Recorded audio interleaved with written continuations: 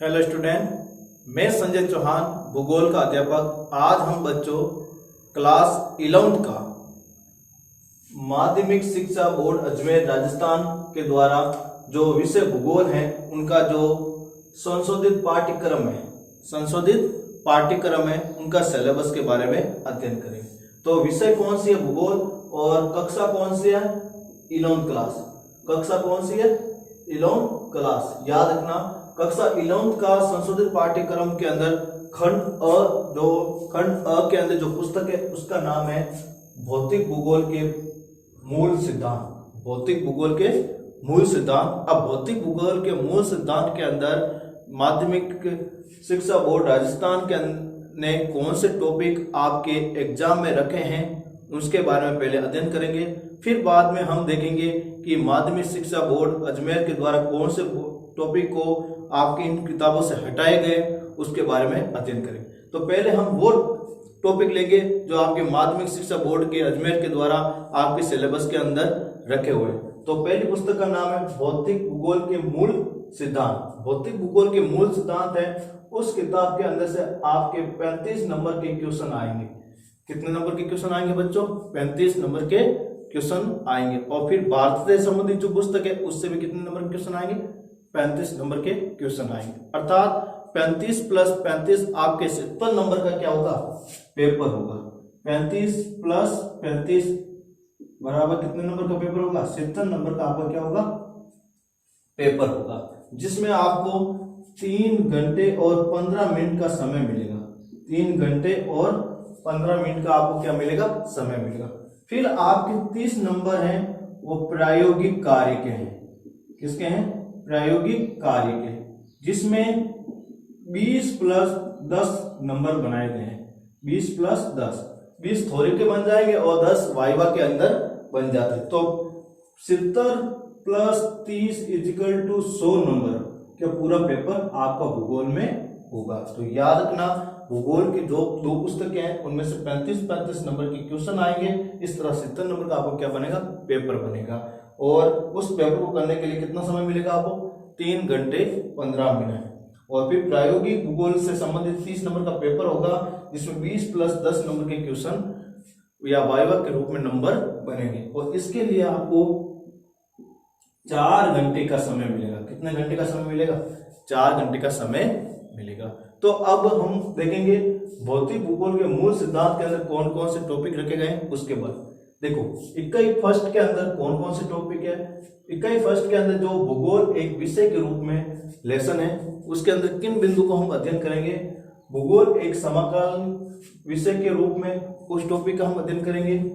भूगोल की शाखाएं, जो भौतिक भूगोल का महत्व, इन सब के बारे में पढ़ेंगे। भौतिक भूगोल की शाखाएं आप देखते हो, भौतिक भूगोल है, मानव भूगोल है, जीव भूगोल है, प्रायोगिक भूगोल है। ये सब क्या है? भौतिक भूगोल की शाखा, उनके बारे में। और भूगोल का जो महत्व, भूगोल को आप अध्ययन करोगे तो उससे क्या फायदा होगे, किसके बारे में आसानी से जान सकोगे, इन सब का जो महत्व है वो भी इकाई फर्स्ट के अंदर हम सिलेबस के अकॉर्डिंग अध्ययन करेंगे।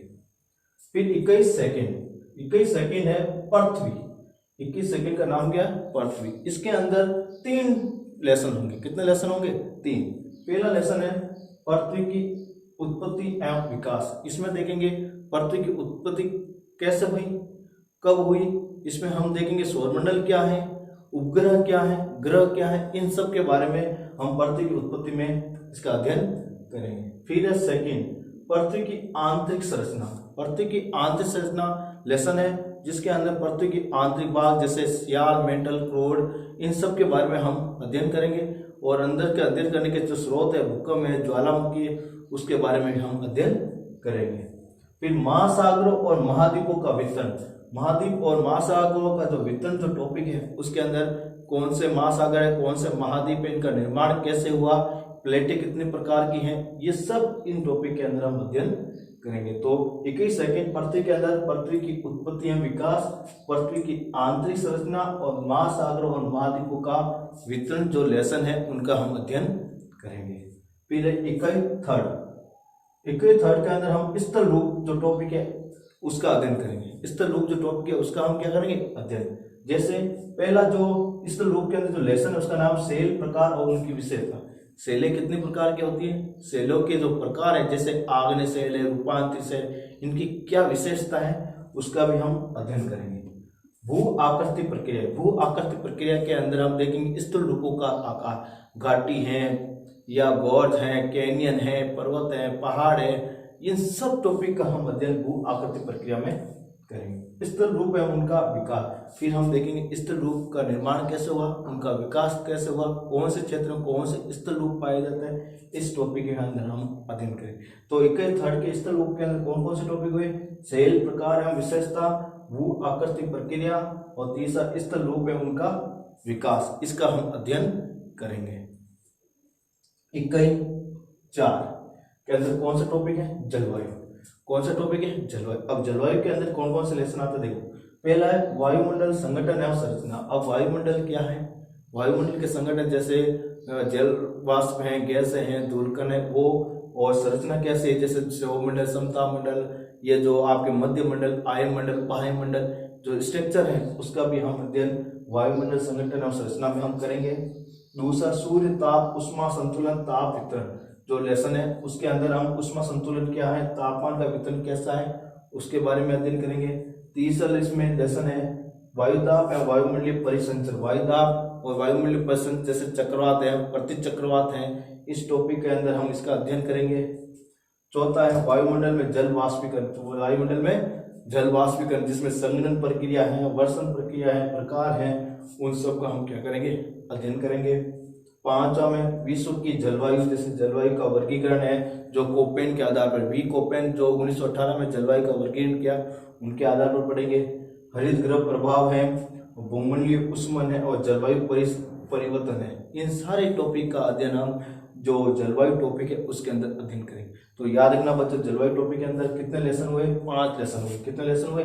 5। पहले वायुमंडल संगठन एवं संरचना, दूसरा लेसन का नाम है सूर्य ताप उष्मा संतुलन ताप वितरण, तीसरा लेसन का नाम है वायुमंडल एवं वायुदामंडलीय परिसंचरण, चौथे लेसन का नाम है वायुमंडल में जल वाष्पीकरण, संघनन, वर्षण, प्रकार और वितरण, और 5वें लेसन का नाम है विश्व की जलवायु, जिसमें हम जलवायु का वर्गीकरण, हरित गृह प्रभाव, भूमंडलीय उष्मन और जलवायु परिवर्तन, इन सारे टॉपिकों का हम सिलेबस के अकॉर्डिंग अध्ययन करेंगे। फिर है 21.5 के अंदर आता है जल। जल के अंदर भी कौन से टॉपिक है? महासागर से संबंधित। कौन सा है? महासागर। इसके अंदर 2 लेसन है। पहला जलीय चक्र और अंत समुद्री उच्चावच। जलीय चक्र क्या है? और समुद्र के अंदर जो उच्चावच है जैसे निर्तलीय मैदान है, ये जो महासागर में मगन तट है, महासागर सीमा है, इन सभी टॉपिक का हम इसके अंदर अध्ययन करेंगे। तापमान और लवणता वितरण, महासागरीय तरंगे, ज्वार भाटा और धाराएं। और लेसन 2 होगा जो अपन के जल के अंदर, इसमें हम महासागरों का तापमान क्या है, लवणता का वितरण देखेंगे, महासागरीय तरंगे जो ज्वार भाटा और धाराएं हैं उसका हम अध्ययन करेंगे। तो 21.5 जल के अंदर कितने लेसन हुए? 2। जल चक्र एवं अंत समुद्री उच्चावच, दूसरा कौन सा हुआ? तापमान है लवणता का वितरण, जिसमें हम महासागरीय तरंगे, ज्वार भाटा और धाराएं हम अध्ययन में लेंगे। फिर 21.6 का नाम क्या है? पृथ्वी पर जीवन। पृथ्वी पर जीवन, पृथ्वी पर जीवन में भी लेसन कितने हैं? 2 लेसन है, जिसका हम अध्ययन करेंगे। पहला जैवमंडल, पहले लेसन का नाम क्या है? जैवमंडल, जिसमें हम पारिस्थितिकीय पारितंत्र एवं बायोम, जैव बहुरासायनिक चक्र, जल, कार्बन, ऑक्सीजन, नाइट्रोजन व अन्य पारिस्थितिकीय संतुलन के बारे में अध्ययन करेंगे। तो याद रखना 21.6 पृथ्वी पर जीवन का पहला लेसन जैव मंडल है, जिसमें हम पारिस्थितिकीय पारितंत्र के अध्ययन करेंगे, वायु के बारे में अध्ययन करेंगे, जैव भू रासायनिक चक्र के बारे में अध्ययन करेंगे, जल के बारे में अध्ययन करेंगे, कार्बन, ऑक्सीजन और नाइट्रोजन जो चक्र हैं उनके बारे में पढ़ेंगे, और पारिस्थितिकीय संतुलन क्या है उसके बारे में पढ़ेंगे। फिर लेसन 2 है जैव विविधता एवं संरक्षण। लेसन 2 कौन सा? जैव विविधता एवं संरक्षण, उसके बारे में अध्ययन करेंगे। 21.7 है वो मानचित्र कौशल है। 21.7 है बच्चों, कैसा है? मानचित्र कौशल। इसमें क्या लिखा? विश्व के मानचित्र में दिए गए, देखो आपने जो अपने खंड अ की जो पुस्तक है उसके अंदर विश्व का मानचित्र है, उसमें जो भी बिंदु दिए हैं वो बिंदु इस मानचित्र के अंदर आएंगे, इसलिए इसमें लिखा विश्व के मानचित्र में दिए गए पाठ्यक्रम पर आधारित मानचित्र कार्य। मतलब आपके विश्व के जो पुस्तक खंड अ में दी गई जितने भी बिंदु हैं विश्व संबंधित, उन कोई भी बिंदु से आपके अंदर मानचित्र में सवाल पूछे जा सकते हैं। सवाल पूछे जा सकते हैं। तो ये थी खंड अ के अंदर 35 नंबर के जो क्वेश्चन आएंगे, कौन से लेसन आएंगे 2020-21 के अंदर, उसके बारे में हमने जानकारी दी है। अब लेंगे खंड ब के बारे में। खंड ब के अंदर हम लेंगे भारत भौतिक पर्यावरण। भारत भौतिक पर्यावरण मतलब भारत के अंदर जो भौतिक कारक हैं उन सब के जो टॉपिक हैं वो इसका अंदर अध्ययन करेंगे। भारत भौतिक पर्यावरण के अंदर 21 नंबर 8, जिसमें भारत स्थिति आकार एवं पड़ोसी देश। देखो 21 नंबर 8 के अंदर हम भारत के बारे में पढ़ेंगे, जिसमें हम इसकी स्थिति देखेंगे, जिसमें हम देखेंगे इनकी अक्षांश स्थिति कितनी है, देशांत स्थिति कितनी है, इसकी लंबाई कितनी है, भारत की चौड़ाई कितनी है, इसके बिंदु कौन कौन से हैं जो उत्तरी भाग से दक्षिणी भाग से को जोड़ते हैं, पूर्व को पश्चिम से जोड़ते हैं, इन सब के बारे में हम अध्ययन करेंगे। फिर हम इसके आकार के बारे में पढ़ेंगे कि भारत का आकार कैसा है, आकार के आधार पर भारत का स्थान कौन सा है, भारत का आकार के आधार पर क्षेत्रफल कौन सा है, आकार के आधार पर भारत का सबसे बड़ा राज्य कौन सा है, वो सब इसके अंदर हम पढ़ेंगे। और फिर पड़ोसी देश की जब बात आती है तो हम पढ़ेंगे भारत के पड़ोसी स्थलीय देश कौन से हैं, और भारत के पड़ोसी जो समुद्री तट के पड़ोसी हैं वो कौन कौन से हैं। इन सब के बारे में हम भारत स्थिति आकार एवं पड़ोसी देश जो टॉपिक है, लेसन नंबर 1 है जो भौतिक पर्यावरण पुस्तक का, उसके अंदर हम अध्ययन करेंगे, जो आपके बोर्ड पैटर्न के अनुसार रखा गया है। इकाई 9 में भू आकृतियां है। इकाई 9 कौन सी है? भू आकृतियां। इसमें भारत के जितने भी भू आकृति खंड है उसके बारे में पढ़ेंगे। और भारत के अंदर भू आकृति खंड है वो उसको आपने पता ही है 6 भागों में बांटे गए हैं। जैसे अरावली पर्वतमाला, इसके अंदर हम अरावली पर्वतमाला का विस्तार से अध्ययन करेंगे। अरावली पर्वतमाला को कितने भागों में बांटा गया है, अरावली पर्वतमाला के जो भाग हैं जैसे उत्तरी हिमाद्री या फिर मध्य हिमालय और शिवालिक, इन सब के बारे में हम विस्तार के साथ अध्ययन करेंगे। हिमालय से आने वाली नदियाँ कौन सी है उसके बारे में अध्ययन करेंगे। उसके बाद हम लेते हैं दूसरा उत्तर का मैदान। उत्तर के मैदान की विशेषता पढ़ेंगे। उत्तर के मैदान का निर्माण किससे हुआ उसके बारे में पढ़ेंगे। और इसके अलावा उत्तर के मैदान किस मिट्टी से बना हुआ उसके बारे में पढ़ेंगे। और उत्तर के मैदान में स्थित राज्य कौन से उसके बारे में पढ़ेंगे। और इसके अलावा उत्तर का मैदान का वर्गीकरण है, कितने भागों में किया गया है, उसके बारे में भी हम इसी भू आकृति खंड में पढ़ेंगे। फिर आपको उत्तर के मैदान के बाद में हम लेते हैं जैसे थार मरुस्थल। तो थार मरुस्थल की स्थिति कैसी है, उच्चावच कैसा है, वहाँ की वनस्पति कैसी है, वहाँ की वर्षा की मात्रा कितनी है, वो पढ़ेंगे। चौथा नंबर हम लेते हैं प्रायद्वीप पठार। कौन सा? प्रायद्वीप पठार। प्रायद्वीप पठार की विशेषता पढ़ेंगे। प्रायद्वीप पठार के अंदर बहने वाली जो नदियाँ हैं उसके बारे में पढ़ेंगे। प्रायद्वीप पठार की जो प्रमुख चोटियाँ हैं उसके बारे में पढ़ेंगे। इसके अलावा प्रायद्वीप पठार से निकलने वाली जो नदियाँ हैं, कुछ नदियाँ अरब सागर में गिरती हैं, कुछ नदियाँ बंगाल की खाड़ी में गिरती हैं, उनके बारे में पढ़ेंगे। और फिर हम प्रायद्वीप पठार का हम वर्गीकरण भी पढ़ेंगे कि प्रायद्वीप पठार को कितने भागों में बांटा गया। फिर 5 नंबर हम लेंगे तटीय मैदान। क्या लेंगे? तटीय मैदान। तटीय मैदान को आपको पता ही है मुख्य रूप से 2 भागों में बांटे गए हैं, पूर्वी तट और पश्चिमी तट। पूर्वी तट को कितने भागों में बांटा गया है, पश्चिमी तट को कितने भागों में बांटा गया है, पूर्वी तट की क्या विशेषता है, पश्चिमी तट की क्या विशेषता है, पूर्वी तट पर स्थित सबसे ऊंची चोटी कौन सी है, ये सब बिंदु का अध्ययन हम भू आकृति खंड में करेंगे। और अंतिम बिंदु रहेगा वो है हमारे द्वीप समूह। द्वीप समूह 2 प्रकार के हैं हमारे, 2 द्वीप समूह हैं हमारे यहाँ पर। एक अरब सागर के अंदर स्थित है और एक बंगाल की खाड़ी में स्थित है। अरब सागर में स्थित कौन सा है? लक्षद्वीप समूह। और बंगाल की खाड़ी में है अंडमान निकोबार द्वीप समूह। इनका भी हम विस्तार के साथ अध्ययन इसी भू आकृति खंड में करेंगे। कुल मिलाकर सीधी बात के अंदर कहें तो बच्चों इसमें भारत के जो 6 भौतिक स्वरूप हैं उसके बारे में हम अध्ययन इकाई 9 के अंदर या इकाई 9 के अंदर करेंगे। फिर इकाई 10 है अफवाह तंत्र। अफवाह तंत्र के अंदर नदियों के जालों के बारे में पढ़ेंगे कि उत्तरी हिमालय से आने वाली नदी कौन सी है, दक्षिण हिमालय से आने वाली नदी कौन सी है, या प्रायद्वीपीय नदी कौन सी, हिमालय नदी कौन सी, उसके बारे में हम देखेंगे।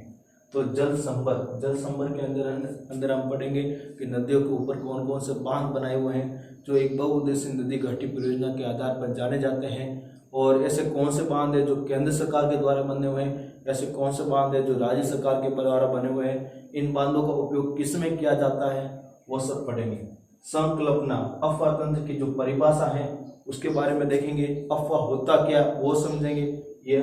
फिर हिमालय और प्रायद्वीपीय भारत के अफवाह तंत्र, हिमालय और प्रायद्वीपीय भारत के जो अफवाह तंत्र कौन से हैं, हिमालय नदी कौन सी है, उत्तरी पश्चिम हिमालय नदी कौन सी नदियाँ बहती है, पूर्वी हिमालय के अंदर कौन सी नदियाँ बहती हैं। फिर प्रायद्वीप भारत के अंदर ऐसी कौन सी नदियाँ जो बंगाल की खाड़ी में गिरती हैं, और ऐसी प्रायद्वीप भारत की कौन सी नदियाँ जो अरब सागर में गिरती हैं, उनके बारे में पढ़ेंगे। और फिर हिमालय और प्रायद्वीप नदियों की क्या विशेषता पाई जाती है उसके बारे में पढ़ेंगे। और इन नदियों के किनारे किस प्रकार की सभ्यताएं हैं, या इस नदियों के किनारे किस प्रकार के जो वन हैं वो भी हम इसी अफवाह तंत्र के अंदर पढ़ेंगे। तो आपको बच्चों 10th इकाई के अंदर अफवाह तंत्र है, जिसमें हम जल संभर है, जल संकल्पना है, अफवाह तंत्र की संकल्पना है, और हिमालय और प्रायद्वीपीय भारत के अफवाह तंत्र उसके बारे में हम अध्ययन करेंगे। फिर इकाई 11th है या नंबर है वो है जलवायु। हम जलवायु क्या है उसके बारे में पढ़ेंगे। अब जलवायु के अंदर कौन से टॉपिक है, जैसे मानसून जलवायु या मानसूनी जलवायु किससे कहते हैं, मानसूनी जलवायु होती क्या है, मानसूनी जलवायु कौन से क्षेत्र में पाई जाती है, वो भी हम इसमें ही अध्ययन करेंगे।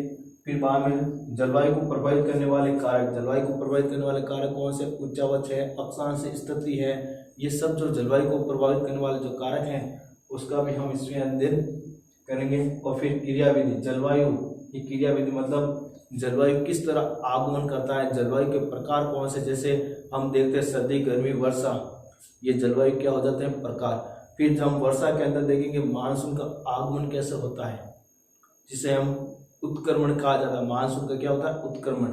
फिर हम देखेंगे आरंभ, फिर विच्छेद, मानसून विच्छेद क्या है, मतलब हम इसके अंदर देखेंगे बरसात होने के बाद कुछ समय ऐसा होता है जो शुष्क रहता है, जहाँ वर्षा होती नहीं है, उसमें हम मानसून विच्छेद पढ़ेंगे। मानसून का निवर्तन काल, मतलब मानसून कब लौटता है, कैसे लौटता है, किन राज्यों से मानसून वापस जाता है, और किन किन राज्यों में जाते समय मानसून से बारिश होती है, ये सब हम इसके अंदर पढ़ेंगे। ऋतुलय, ऋतुलय मतलब हम भारतीय कैलेंडर के अनुसार ऋतु कौन कौन सी है, किस प्रकार की ऋतुएं पाई गई हैं उसके बारे में देखेंगे। वर्षा वितरण, वर्षा वितरण में हम देखेंगे भारत के किन क्षेत्रों में कितनी वर्षा होती है, भारत के हिमालय में कितनी वर्षा होती है, भारतीय मरुस्थल में कितनी वर्षा होती है, प्रायद्वीप पठार में वर्षा कितनी होती है, पूर्व से पश्चिम की तरफ जाएंगे वर्षा में क्या प्रभाव पड़ेगा, ये भी हम इसी वर्षा वितरण टॉपिक के अंदर देखेंगे। फिर परिवर्तितता, मतलब वर्षा की मात्रा में परिवर्तन आने के क्या कारण है, कितना परिवर्तन आता है, वो भी हम देखेंगे। फिर जलवायु के प्रकार, जलवायु के प्रकार यदि वी कोपेन के अनुसार देखा जाए तो भारतीय जलवायु को उन्होंने कितने भागों में बांटा गया, भारतीय जलवायु को वी कोपेन ने किस आधार पर बांटा, भारतीय जलवायु को वी कोपेन के आधार पर बांटने का क्या कारण था, ये भी हम इसी में ही पढ़ेंगे। फिर मानसून और भारत की आर्थिक जीवन, और मानसून के कारण भारत के जीवन, भारतीय लोगों के जो आर्थिक जीवन है उसके ऊपर क्या प्रभाव पड़ता है, क्योंकि भारत एक कृषि प्रधान देश है और इस पर मानसून का सीधा प्रभाव देखने को मिलता है। तो 21 के अंदर जलवायु टॉपिक के अंदर हम क्या क्या पढ़ रहे हैं, मानसून जलवायु, जलवायु को प्रभावित करने वाले कारक, जलवायु की क्रियाविधि मतलब आरंभ, जलवायु विच्छेद, जलवायु निर्वर्तन, ऋतुलय, वर्षा वितरण और परिवर्तितता, जलवायु के प्रकार कोपेन के अनुसार, मानसून एवं भारत के आर्थिक जीवन, इसके बारे में पढ़ेंगे। फिर 21-12 के अंदर हम प्राकृतिक वनस्पति एवं मृदा के बारे में पढ़ेंगे, प्राकृतिक वनस्पति और मिट्टी के बारे में पढ़ेंगे। और प्राकृतिक वनस्पति और मिट्टी के अंदर अपन कौन कौन से टॉपिक है, पहला है वन, क्या है वन, इसमें हम वनों के प्रकार पढ़ेंगे, जैसे वनों के प्रकार जैसे सदाबहार वन, उष्णकटिबंधीय पर्णपाती वन, कटीली झाड़ियाँ वाले वन, पर्वतीय वन, ये सब मैंग्रोव वन, जो ये 5 प्रकार के जो भारत में वन पाए जाते हैं उनकी विशेषताओं के बारे में अध्ययन करेंगे। भारत के किन क्षेत्रों में ये वन पाए जाते हैं, उन क्षेत्रों की वर्षा की मात्रा कितनी है, उन क्षेत्रों के अंदर जो वन है उनके अंदर पाए जाने वाले वृक्ष कौन से हैं, उनके अंदर पाए जाने वाले जीव कौन से हैं, उन सब का अध्ययन हम वन टॉपिक के अंदर करेंगे।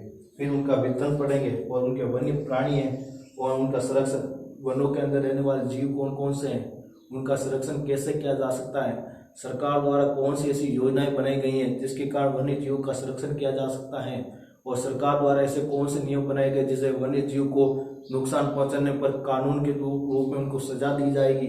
ये जब टॉपिक है इसके अंदर हम अध्ययन करेंगे। जीव मंडल निश्चय मतलब जीव को सुरक्षित रखने के लिए कुछ आरक्षित क्षेत्र बनाए गए जिसे हम कहते हैं जीव मंडल निश्चय। और भारत के अंदर कौन सा क्षेत्र में कौन सा जीव मंडल निश्चय है उसके बारे में हम अध्ययन करेंगे। तो प्राकृतिक वनस्पति और मृदा के अंदर वन जो टॉपिक उसके अंदर वनों के प्रकार को पढ़ेंगे और वनों के वितरण को पढ़ेंगे और वनों के अंदर पाए जाने वन्य प्राणी हैं उनके वन पढ़ेंगे और वनों का संरक्षण कैसे किया जा सकता है उसके बारे में पढ़ेंगे। वनों के अंदर पाए जाने वाले जीवों का संरक्षण कैसे किया जा सकता है उनके बारे में पढ़ेंगे और वनों के अंदर बनाए गए जीव मंडल निश्चय जो जीवों की सुरक्षा के लिए बनाए गए उसके बारे में भी इस टॉपिक के अंदर पढ़ेंगे। फिर अपन अगला टॉपिक है मृदा, क्या है मिट्टी। इसका वर्गीकरण, मिट्टी कितने भागों में बांटी गई है। भारत के अंदर मिट्टी 9 प्रकार की है। उन 9 प्रकार की मिट्टी कहाँ कहाँ पाई जाती है, उन मिट्टी का रंग किस कारण से होता है, ये सब हम मिट्टी के वर्गीकरण में पढ़ेंगे और उनका वितरण में पढ़ेंगे। अवकर्षण, मिट्टी को गुणवत्ता का ह्रास किस कारण से होता है, मिट्टी का अपर्दन किस कारण से होता है, वो भी हम इसके अंदर पढ़ेंगे। फिर मृदा संरक्षण की जो विधियां हैं उसके बारे में उल्लेख करेंगे। तो 9 के अंदर 2 टॉपिक है, एक वन है एक है मिट्टी। वन के अंदर हमने क्या क्या पढ़ेंगे, प्रकार, वितरण, वन्य प्राणी और संरक्षण और जीवमंडल निश्चय। और फिर 12 के अंदर सेकंड जो टॉपिक है मिट्टी है उसका वर्गीकरण, वितरण, अवकर्षण और संरक्षण पढ़ेंगे। तो इस तरह बच्चों खंड अ के बाद खंड ब के हम जो भौतिक पर्यावरण है उसके अंदर आपके 5 इकाइयां हैं। कितनी इकाइयां हैं, 5। पहली इकाई 8 है जो भारत स्थिति आकार है पड़ोसी देश से संबंधित है। फिर इकाई 9 है जो भू आकृति है जिसमें भू आकृति खंड पढ़ेंगे। फिर इकाई 10 है जिसमें अफा तंत्र, जिसमें जल संपर्क, संकल्पना, हिमालय एवं प्रायद्वीप भारत के अफा तंत्र है। फिर इकाई 11 है जो जलवायु से संबंधित है जिसमें मानसून जलवायु प्रभावित करने वाले कारक क्रियाविधि हैं, उनके आरंभ, विच्छेद और निर्वर्तन, ऋतु की लय, वर्षा वितरण एवं परिवर्तितता, जलवायु प्रकार, कोपेन, मानसून है भारत के आर्थिक जीवन, इसके बारे में पढ़ेंगे। फिर इकाई 12 जो 5 इकाई खंड ब की जिसमें प्राकृतिक वनस्पति और मृदा है जिसमें हम वन के प्रकार पढ़ेंगे, वितरण पढ़ेंगे, वन्य जीव के बारे में पढ़ेंगे, वन्य जीव एवं वनों का संरक्षण के बारे में पढ़ेंगे और जीव मंडल निश्चय के बारे में पढ़ेंगे। फिर दूसरी लेसन है मिट्टी जिसका वर्गीकरण है, वितरण है, अवकर्षण है और उनका संरक्षण पढ़ेंगे। तो बच्चों आपको मालूम हो गया होगा कि 11th क्लास के जो सिलेबस है 2020-21 के अंदर जिसमें 2 पुस्तक हैं, जिसमें पहले विश्व के मूलभूत सिद्धांत हैं जिसके अंदर भौतिक भूगोल के मूल सिद्धांत के बारे में पढ़ेंगे और दूसरी जो पुस्तक है भारत भौतिक पर्यावरण, उसके अंदर कौन कौन से क्वेश्चन है या टॉपिक है। तो ये भी जो टॉपिक है 35 नंबर का आएगा और वो भी किताब है उससे भी क्या आएगा 35 नंबर का। दोनों को यदि हम मिलाते हैं तो लगभग 70 नंबर का जो पेपर है वो पुटअप होगा। कितने नंबर का पेपर होगा, 70 नंबर का। तो 35 नंबर हो गए अपन के कौन से, भौतिक भूगोल के मूल सिद्धांत से। ठीक है, 70 नंबर का पेपर कैसे बना, 35 नंबर का भौतिक भूगोल के मूल सिद्धांत से हो गया और 35 नंबर हो गए भारत भौतिक पर्यावरण। ये दोनों हो गए 35 कितने हो गए 70 नंबर। और इन 70 नंबर की जो थ्योरी का जो एग्जाम है उनको करने के लिए आपको 3 घंटे 15 मिनट का समय मिलेगा। कितने घंटे का, 3 घंटे और 15 मिनट का समय मिलेगा, जिसमें 15 मिनट है ये उसके अंदर आपको पेपर पढ़ने के मिलेंगे, पेपर पढ़ने को मिलेंगे और 3 घंटे जो आप बचेंगे उनको आप उसमें आप पेपर को क्या करोगे, सोल्व करोगे। तो इस तरह बच्चों आपको पता चल गया होगा कि 11th क्लास के सिलेबस में इन 2 पुस्तकों में से कौन कौन से टॉपिक आएंगे। अब हमारी बची है प्रायोगिक पुस्तक। अब प्रायोगिक पुस्तक के अंदर कौन से टॉपिक आपके सिलेबस के अंदर दिए हुए हैं उसके बारे में हम नेक्स्ट वीडियो के अंदर पढ़ेंगे।